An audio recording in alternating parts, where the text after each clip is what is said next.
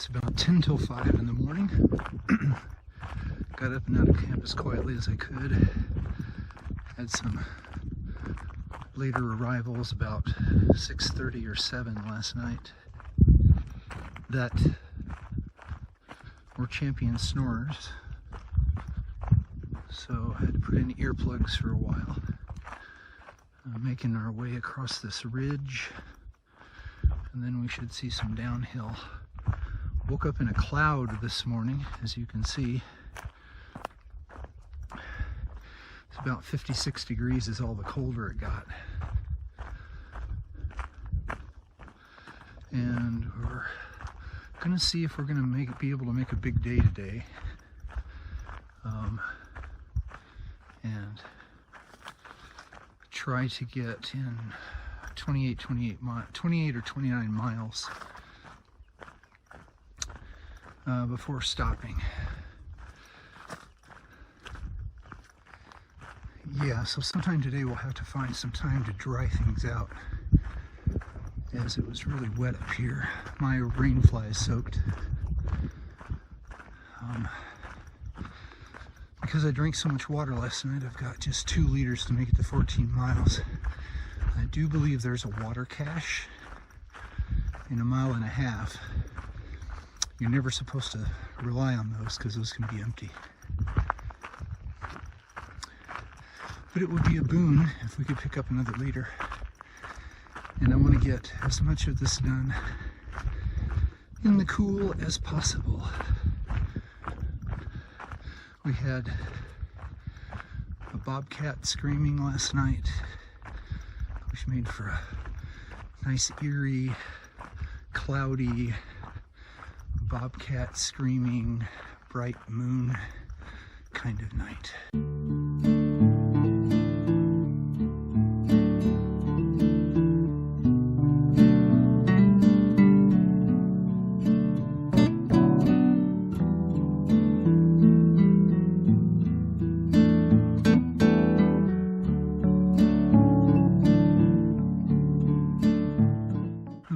So, day 24, it is, day 24, includes my first tarantula sighting, bonus for getting up early, and a kangaroo rat. I couldn't quite get a photo of him, but because he kept leaping out of the way, but there was a kangaroo rat out here, so that's my first sighting of one of those too. Might be an interesting wildlife day.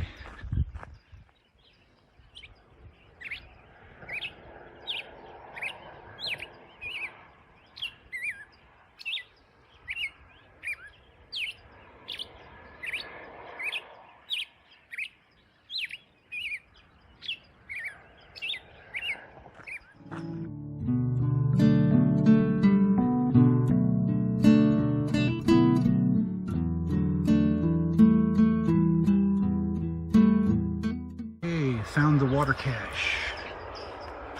Nice. Okay, more interesting morning occurrences. I met a trail runner with a headlamp on coming up the trail in the dark. That was unusual. Exchanged greetings. And then found the water cache, which is good. I know it's going to be cool today, and I was probably going to be all right, but that allowed me to drink a whole liter there and then refill. So I'm not carrying any more water except inside of me. And it's 12.5 miles now to the Green Valley Fire Station where I'll refill, so it should be fine. Nice cool morning. Still deciding when to take the second layer off or not, but I keep getting in these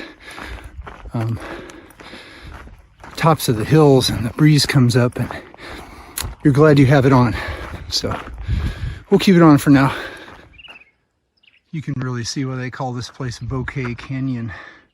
It's just these flowers are everywhere. The entire canyon is covered in them.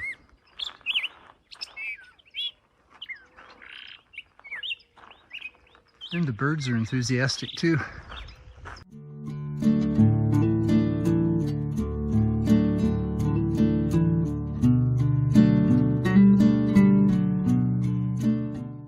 Yeah, I was scared to death I was going to get rained on.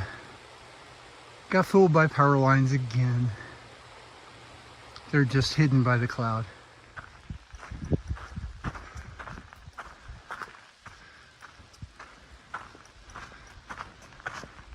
Yucca and yucca ghosts.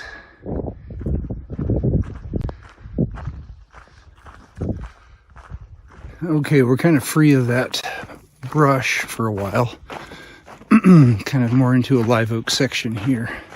The problem is that the air is really wet and the plants are really wet. A while ago I felt my pack dripping on my leg and I thought, oh man, my water bottle's sprung a leak. I took it off. Nope. Just been rubbing against the plants and they're soaked.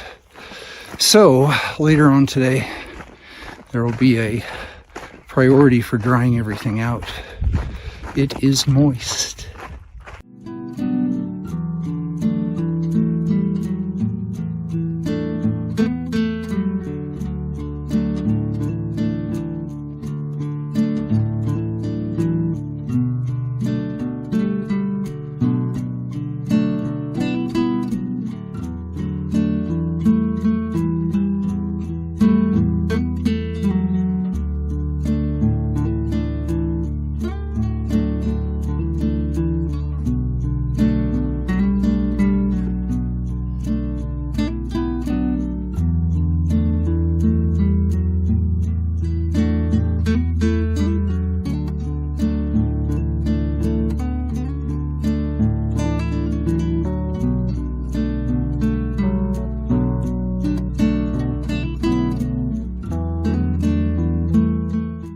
So it's about 10 till 9 and we've covered 10 miles, just over a little over four miles to the fire station for the water source. The sun finally came out. I'm feeling only slightly damp instead of soaked, which is fabulous. And just ran into the four hikers from Belgium that my wife gave a ride to yesterday, and she drove into Agua Dulce and honked at me, and we had a little chat. It was very nice. Hi, Groovy. Hi, Groovy. Hi. Okay, 4 miles to the fire station, and I think we're going to take a major break and see if we can dry some stuff out.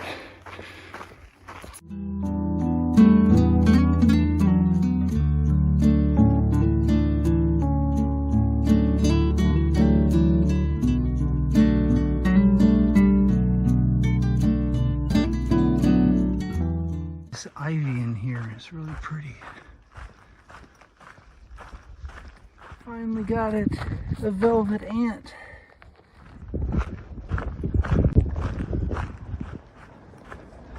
Oh, compared to yesterday, it's been cool if not wet and shady. It's been a lot nicer. Almost to the fire station.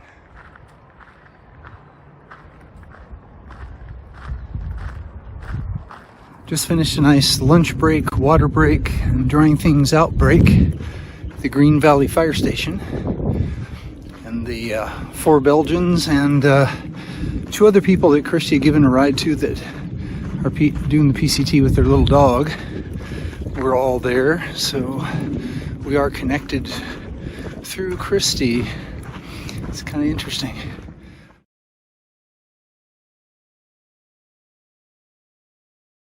Okay, now we have to do some significant ups and downs, and we'll see how far we get. Next water source is an 8.8 miles at a spring.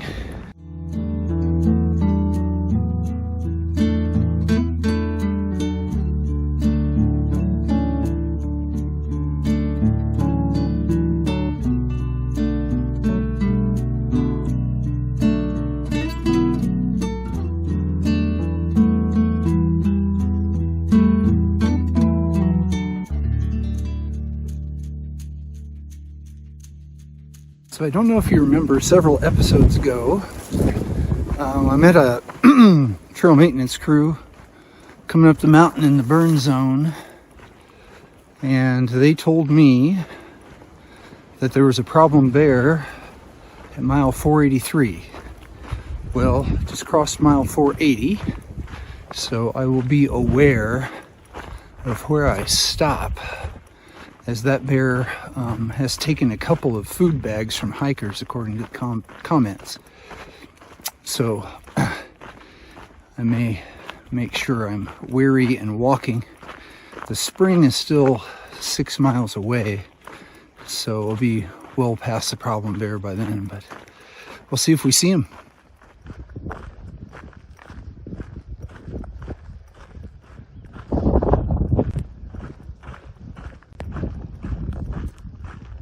Well, it's about 1 o'clock.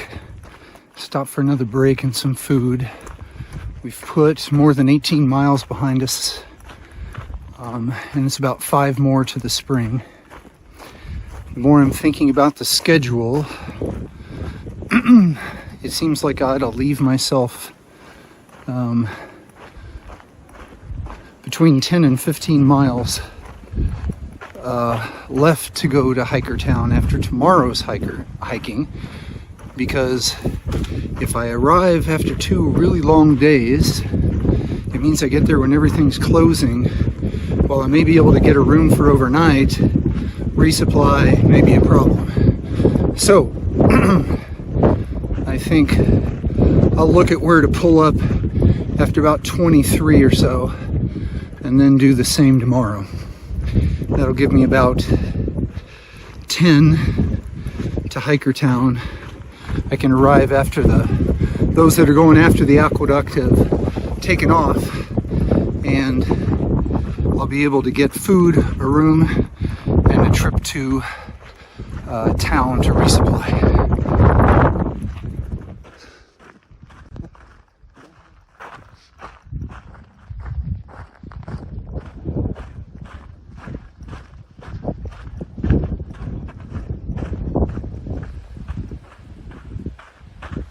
So, Serenity Shuttle has landed, mile 486 on the trail, day 24. It's windy, kind of under some cottonwoods here, and hopefully sheltered a little bit from it, but in the shade it's cool. We did 23 miles today from the last campsite just past Bear Pipe Spring. There's a water cache about 200 yards toward the road from here, so I hit it, and there's enough water in it, I'll hit it again in the morning. And then even if it's empty, there's a spring that's like 1.5 miles from here. So I did 23 today, and I'll probably do something like that tomorrow to leave 10 miles or so into Hiker Town, to time it right so I can get a resupply and get everything done I need to get done, maybe get some laundry and shower, we'll see. And then the weather's supposed to stay cool for the aqueduct walk, which sounds great. Today was an interesting day. We had ups and downs, lots of nature, tarantula, kangaroo rat, velvet ant, all things that were on my checklist for wildlife that I got to see. That's great. Again, ran into the 4 Belgians who Christy gave a ride to, and the couple that are hiking with the dog that Christy ran into, and in fact they just walked past my campsite, all those guys, just a little while ago. Also ran into a guy named Crossroad. He's going to walk into Hughes Lake, the town, for dinner. It's a 2-mile road walk. I don't know, I think I need to eat my food down to make my pack lighter is my approach. So, good day. Got done about 3, so it all works out very well, and took a big break in the middle of the day at the fire station to dry everything out. That works out well. Here we have shade and breeze, so it makes a little difference, but Getting to camp a little later would be nice, so maybe a bigger break in the middle of the day is part of the new strategy. Well, I want to thank you all for hiking with me, and remember, we're trying to do the impossible. That makes us mighty.